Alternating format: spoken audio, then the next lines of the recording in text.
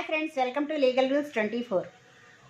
Indian evidence యాక్ట్ని replace చేస్తూ మనకి భారతీయ సాక్ష్య అధినియం 2023 జూలై 1, 2024 నుంచి అమల్లోకి వచ్చిన విషయం మీ అందరికీ తెలిసిందే కదండి.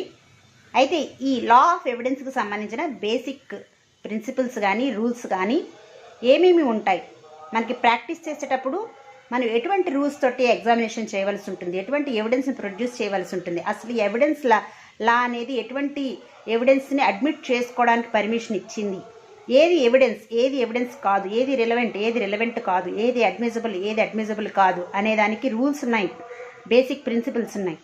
వాటికి సంబంధించిన వీడియోస్ అన్ని కాంపిటేటివ్ ఎగ్జామ్స్కి యూస్ఫుల్ అయ్యే విధంగా మన ఛానల్లో నేను పోస్ట్ చేశాను. ఎవరైనా ఇంట్రెస్ట్ ఉన్న వాళ్ళు ఉంటే మన ఛానల్లో ఫుల్ వీడియోస్ పార్ట్ 1, 2, 3 పెట్టడం జరిగింది. వెళ్ళి విజిట్ చేయండి. Thanks for watching. ఈ వీడియో మీకు ఇన్ఫర్మేటివ్గా అనిపిస్తే లైక్ చేయండి, షేర్ చేయండి, సబ్స్క్రైబ్ చేయండి.